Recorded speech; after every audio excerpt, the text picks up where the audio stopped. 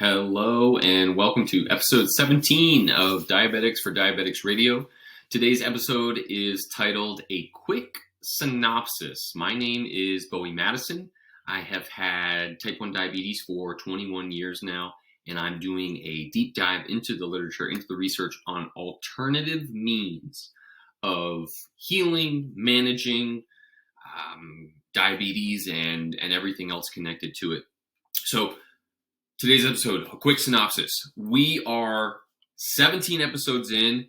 It's worth a rehash, going back to the beginning, kind of going through a brief overview of what it is that we're covering, okay? So we'll talk about that as we go, specifically iron overload, mineral balance, and ways to address it. So for those who do not know me, my name is Bowie. Like I said, 21 years as a type 1 diabetic. I am in the process of healing naturally. So doing this without pharmaceuticals or drugs or transplants, stem cells, what have you. I am currently insulin dependent and a pump wearer, physically active, very, very focused on my nutrition, as well as supplementing by different vitamins and minerals to aid what I see as a potential method for restoring beta cell function. So if you're not following me already, subscribe to this channel. I'm also on TikTok, where I share a lot more shorter form content. I've got my handle there on the screen. Go ahead and follow me if you're not already. Okay. So who am I? Let's first, who am I and where am I coming from? Why do I know what I know? Am I trustworthy? So diagnosed in August of 2001 after a bout with Lyme's disease. So that was kind of like my triggering event that sent my immune system into kind of like an overdrive, that the residual effect was type 1 diabetes. Now, I do wear an insulin pump currently. I am an Omnipod user. I have used T-Slim. I have used MiniMed or Medtronic. And I've used Dexcom before as well. I've only gotten up to the G6. I haven't tried the G7 yet. But as a diabetic, I was a Division I student athlete. I was a baseball player. I was also a firefighter, EMT. And I've got my bachelor's in biology, a master's degree in sports science or kinesiology. I am an avid reader of the current research trends. So I've used, basically one of the best things I got out of my college education was the ability to read and interpret scientific literature. And that coursework has translated into me being able to feel comfortable pursuing my own interests within the scientific literature, and that has been healing type 1. So with all of those things that I'm picking up through the literature, I am trialing and erroring my way through alternative medicine and holistic healing practices. So chances are I've heard about it or tried it myself. I am in the midst of a liver flush. I have done red light therapy. I have done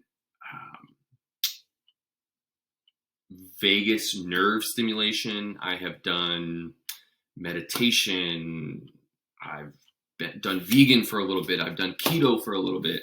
All just kind of like take a little bit of this, take a little bit of that, try and learn about the condition as a whole to kind of put together a well-informed picture. And this is kind of, what I'm about to present here is the result of what I've seen through everything that I've trialed.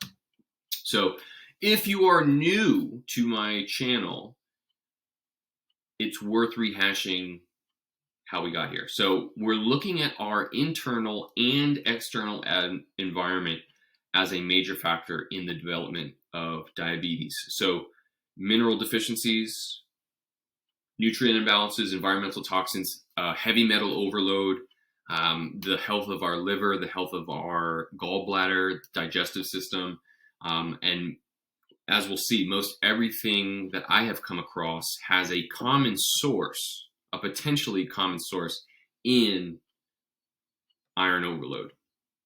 All right. So iron overload has been the focal point of basically everything that I see as a potential cause or a piece of the puzzle that has led to diabetes, both type 1 and type 2. So why Bowie? Why should I listen to Bowie? And I have a number of different life experiences that have given me very, very unique perspectives on not only the disease itself, but also the systemic and societal treatment of it and the general state of understanding among the general public. So, like I said, I've had it for over 20 years, been through the gauntlet in terms of figuring out how it is I'm supposed to live life.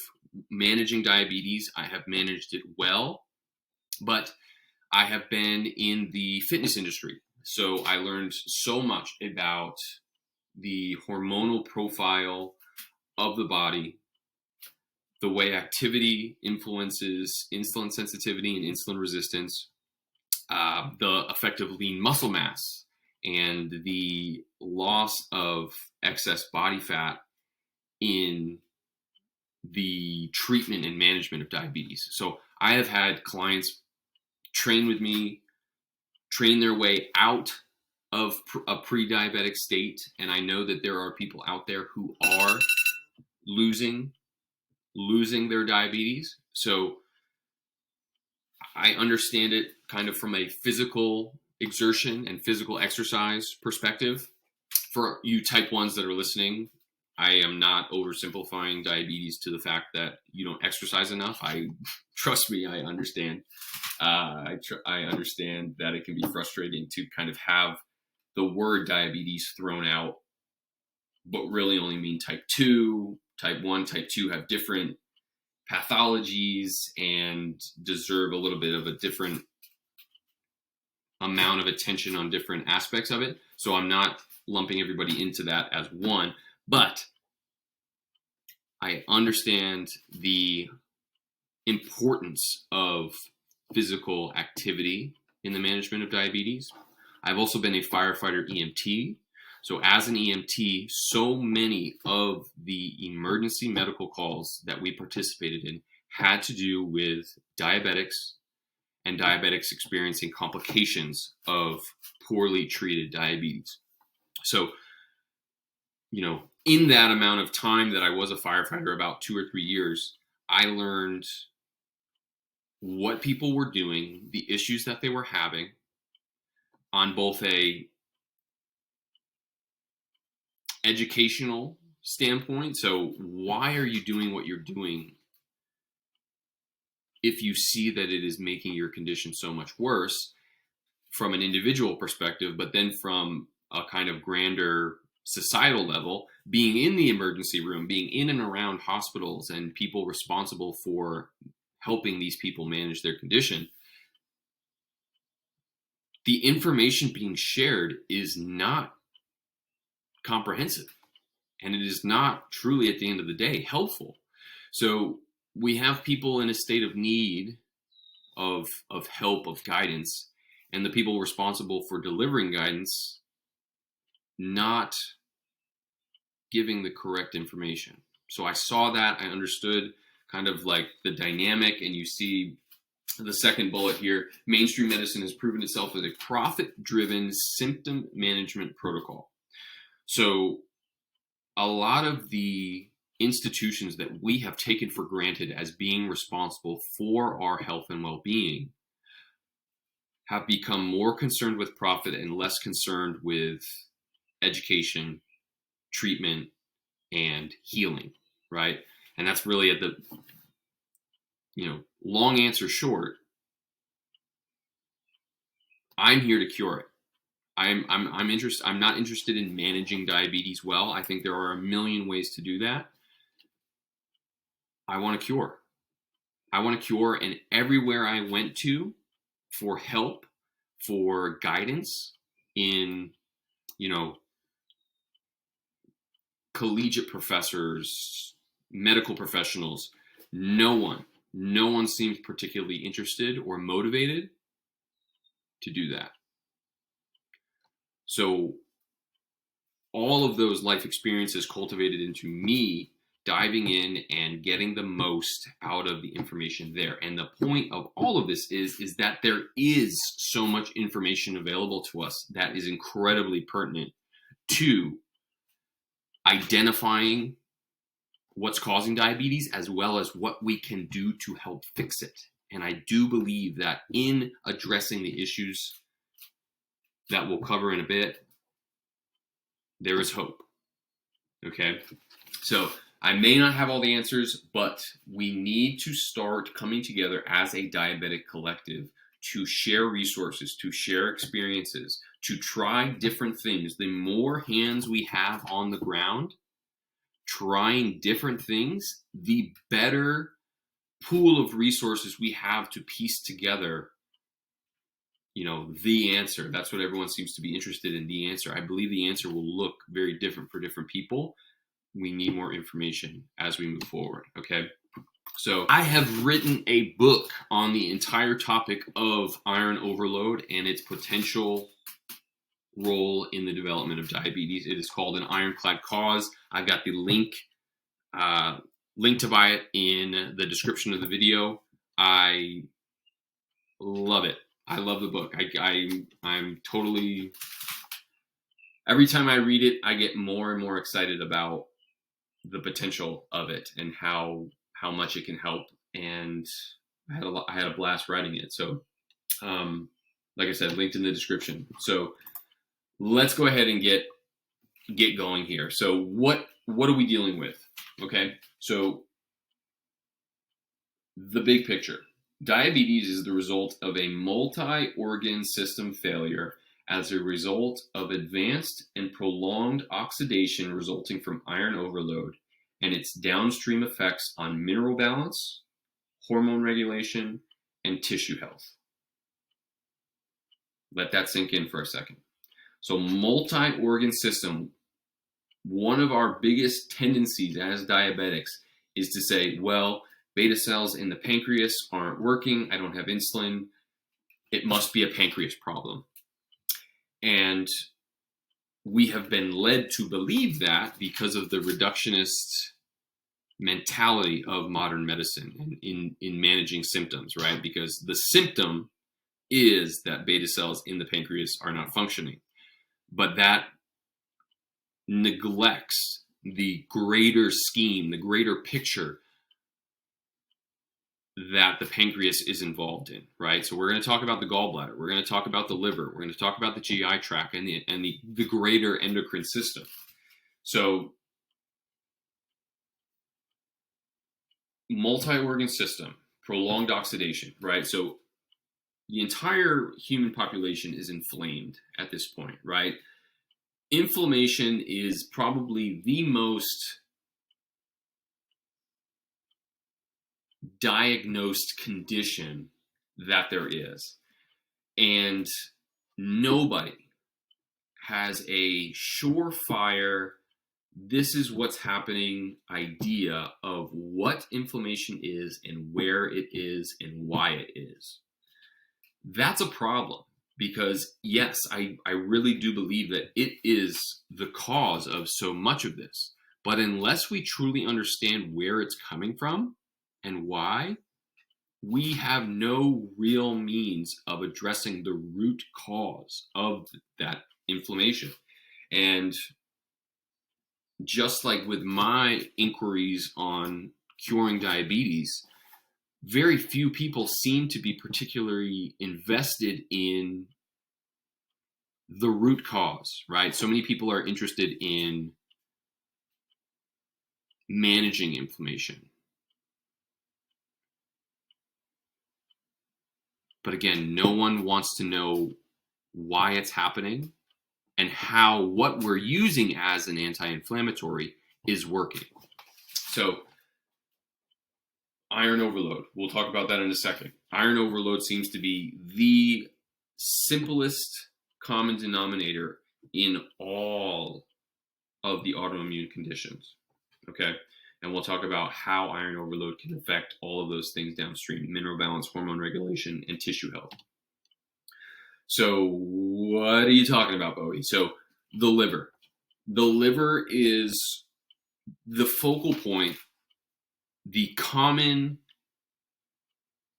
thread within so many of our vital organ systems and biological processes within the body.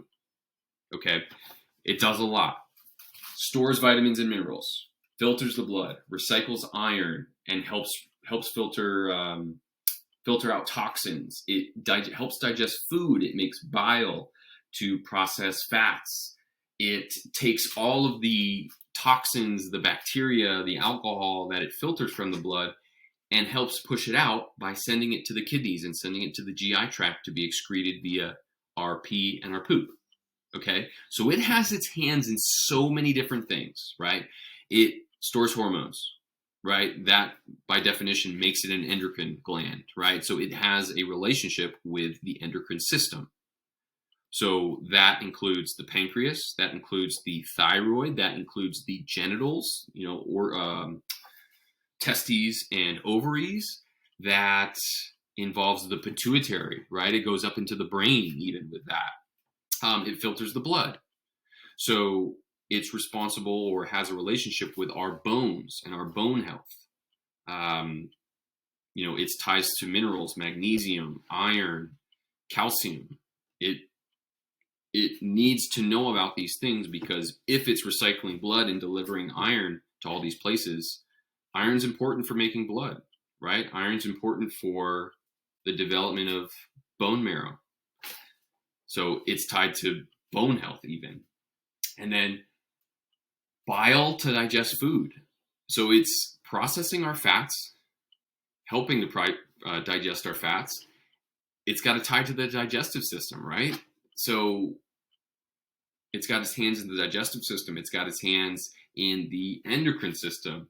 It's got its hands in the excretory system, into the GI tract and the kidneys and the excretion of waste.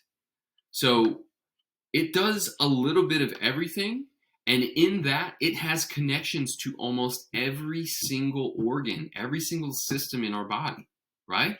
So with all of these things happening in human health,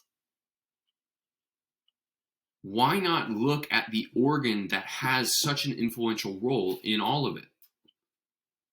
So when you look at the resume when I looked at the resume of the liver, I'm looking at all of the things that it does, and I'm thinking, wow, what of these things has the greatest impact on the pancreas? That was kind of where my mind was. But on the system as a whole, like, if the liver isn't functioning well and doing it, any one of these jobs, it's going to affect a lot of different systems in the body.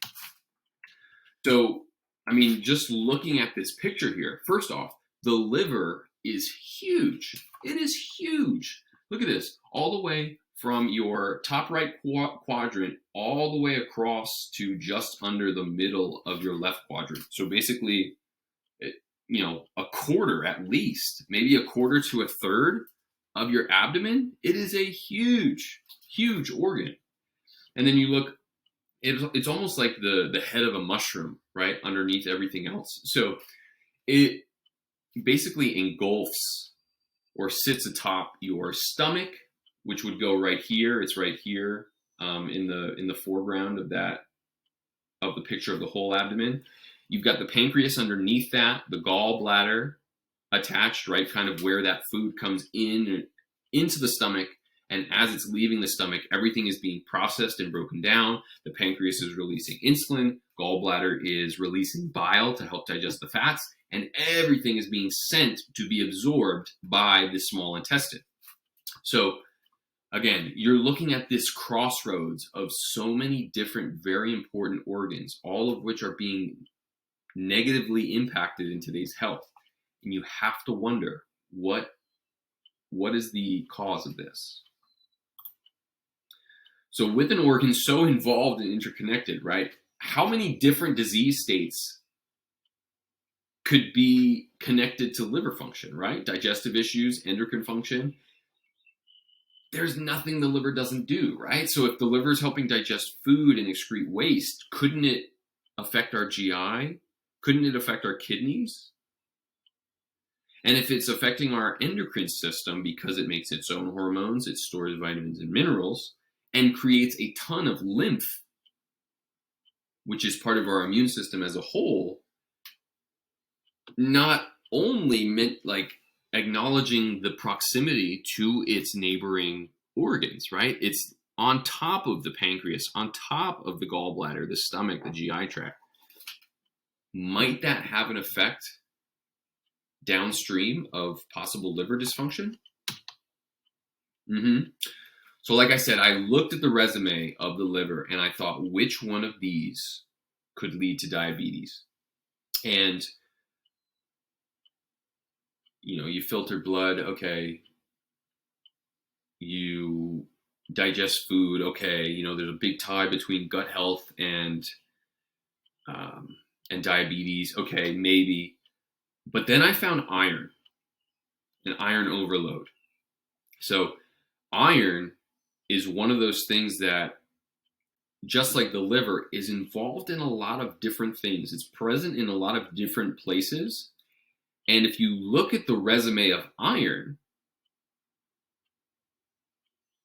you start to realize and connect some dots. Iron can be trouble if it's not properly taken care of. So iron is a pro-oxidant. And if you do a quick Google search, iron and diabetes, you will find there is a documented tie between iron overload and insulin resistance. There is a tie between iron metabolism and beta cells and the way the beta cells function. Clinical iron overload is commonly misunderstood and overlooked. I think 75% of clinical cases of hemochromatosis are labeled as asymptomatic. So it has an air of secrecy, right? Because that could be one of the things. Like, you may be hearing this and it sounds good to you, and you say, okay, wow, Bowie, this connects some dots. I can see where you're going, but why haven't I heard of it? And I thought the same thing. I can't be the only one seeing this. But then when you kind of look at the common symptoms of iron overload and overlap that with a lot of the conditions that we're dealing with today, diabetes, heart disease, Alzheimer's, a lot of the symptoms overlap. So it's easy to misdiagnose and mislabel something as secondary to another condition, right? So iron overload is rarely visited. And when you look at the history of iron overload, or hemochromatosis is its clinical term, the first ever documented case of hemochromatosis in the mid 19th century, so 1860s, guess what? That person had diabetes too. And no one has kind of gone back to look and double check. Okay, well, that's kind of weird that they both happened at the same time.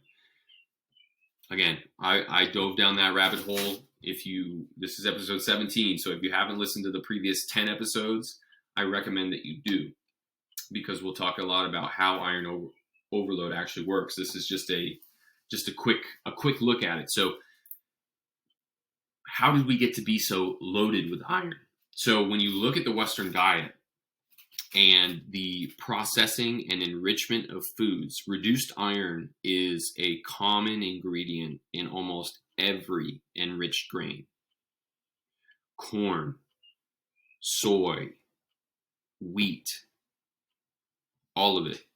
You cannot find a product in the middle aisles of your grocery store that is not in some way enriched with reduced iron, whether that be, commercial grains, cereals, pastas, baked goods, frozen goods, all of it. It's all fortified. In that fortification process of putting in what was taken out in the processing of the food, we are completely ignoring the natural balance that was found in the food initially, right? So when you process grain, it involves stripping it of its natural iron. So when you look at that, you say, oh, well, I took out 2 grams of iron. I guess I'm going to put 2 grams back in. But what you also took out was its copper, was its fat-soluble vitamins that help manage and balance how the body takes in that iron, right? So we have completely skewed the balance. We have gone so high in iron and so low in everything else. And that has catastrophic consequences in and of itself. But not only that, we're also adding fuel to the fire by adding pro-inflammatory ingredients like polyunsaturated fatty acids, right? Vegetable oil, canola oil, safflower oil, sunflower oil, and added sugar. All these things to kind of exacerbate the blood sugar control and inflammatory processes that are also kind of being engaged by the iron overload system, or the iron overload condition as well. So you have to know with iron, because it is so reactive, that our body has a very efficient means of managing it, whether that be chaperone proteins like ferritin or transferrin, or being incredibly efficient at recycling it, right? So it's under lock and key in a healthy system at all times, right? If iron is left to its own devices, it becomes destructive. So our body, whatever iron it's got, it hangs on to pretty well. It's 95% efficient at recycling the iron that we're taking in. And because it is so efficient, it doesn't have means of getting rid of a lot. So we retain a lot of our iron, so we're not very good at getting rid of a lot of our iron, right? So in our diets, we have taken on so much, and we do not have the means to get rid of it at the rate that we're taking it in, right? So the liver has storage capacity for iron, but only so much, right? So when it gets filled to the brim, when it can hold no more iron, it has to look to its other organs. What's next door? The gallbladder, the stomach, the pancreas, the kidneys, the GI tract, right?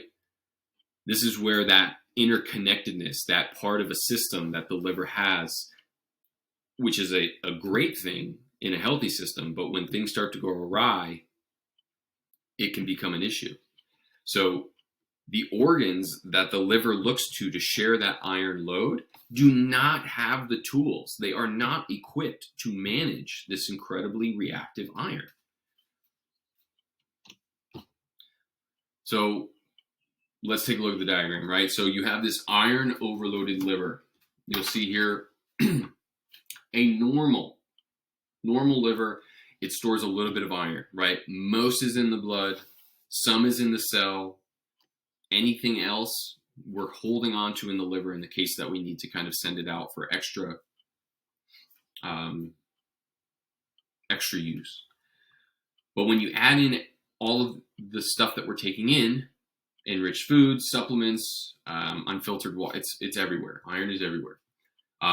The fuel to the fire, the inflammation accelerants, hydrogenated oils, PUFAs, added sugar, as well as the treatment of our natural foods with pesticides, with fertilizers, and everything like that. What happens? The liver gets filled to the brim.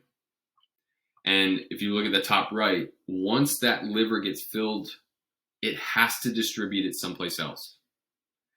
So you get free iron basically anywhere in the endocrine system, the pancreas, the pituitary, the testes and the ovaries, the brain, the thyroid, like there is nothing the liver and thus its iron does not touch. So now you've got these organs holding iron that they don't know how to hold. That leads to oxidative stress, further exacerbates the mineral dysregulation, causes tissue damage, and over time it alters DNA, it alters sensory proteins, causes tissue damage, and ultimately cell death, right? So by holding on to this iron, that oxidation causes DNA damage, right? And I've talked about this in a previous episode, but diabetes is kind of labeled a genetic disorder, type 1 is. And I don't believe that to be true anymore, because we've got iron in an iron overloaded system in a cell that it's not supposed to be. You know, we have, there's too much overlap to ignore, right? So the oxidation caused by holding excess free iron leads to DNA and RNA damage, protein alteration, and tissue death. There's even a term for death by iron. It's called ferroptosis. Beta cells in the pancreas have a unique protein that makes it more susceptible to bearing the iron load. So there's a protein called hepcidin that only beta cells in the pancreas outside of the liver have. So this would make it more susceptible to take on that excess iron. And then if you hold on to free iron for too long, because of the oxidation and the inflammatory response that it causes, the cell eventually dies. So oxidation caused by iron leads to inflammation. This inflammation disrupts the cell receptors for insulin. This has to do with insulin resistance and insulin sensitivity in type 2 diabetics and type 1 diabetics. It progressively kills off beta cells through ferroptosis, and it causes systemic inflammation that exacerbates blood sugar control issues, which is not helped by our modern diet of polyunsaturated fatty acids and added sugar. And the pancreas is just one of many. I mean, this has potential in heart disease. This has potential in Alzheimer's. This has potential in infertility, in arthritis. I mean, like I said, there's nothing this doesn't touch. And what if it could really be that simple, right? You may be thinking to yourself, like, this makes sense. Like, I get it, but why? Where is it? Why haven't I heard of it? This is too easy not to engage with. And if you look at each of the individual steps of the iron overload process and the effect of iron in each of those aspects of diabetes, there is research there. Insulin resistance, tissue death, specifically related to beta cells and the production of insulin and the life of the beta cell. There is all research connecting iron dysfunction with those conditions. But what we're missing is a completed, comprehensive way of tying all these things together and saying, hey, listen, we've got fires at 6 different spots. Can we go to the common source of these fires and help address that? Haven't done that yet. So that's what I'm working on, and that's what this channel is about. So we're offloading iron. I have been donating blood for over a year now, supplementing nutrients to rebalance the iron recycling system, specifically magnesium, copper, vitamin E, K, and A, as well as chromium, some of those kind of finer trace minerals, and then eating whole unprocessed foods, right? So cutting out the bad. Healing diabetes is every bit as much taking out the bad as it is figuring out what you need to, quote unquote, take. Okay? So that's what I got for you. All right? Rewatch it. Again, I implore you to check out my book. Go back, watch some of these episodes here by title. Again, I go into different facets of this process a little bit more in depth. I talk a little bit more about the research. If you are interested in the research, if you are interested in learning more about how I got to what I got and know what I know, it is all in the book, and I will have a link in the description for it, okay? I've also got supplement guides and additional resources to help you as a diabetic or someone who manages a diabetic better know the condition and know where to go for things that can help you with the condition. And lastly, thank you for being here. I know that I am not the only person that is fed up with the way that this condition has been treated and handled and managed. I'm looking for anyone and everyone with ears and ambition. All right. So please reach out to me, comment, follow me on TikTok, subscribe here. I've got my a phone number and an email via my TikTok channel. I want to hear what you have going on, and let's start collaborating. Let's start building this cure together. The more I've read, the more I experimented, the more I believe that it is there. I believe that the cure is here. It's just waiting to be found. So thank you all for being here. I really appreciate it. This is episode 17 of Diabetics for Diabetics Radio. I am your host, Bowie Madison. Thank you so much.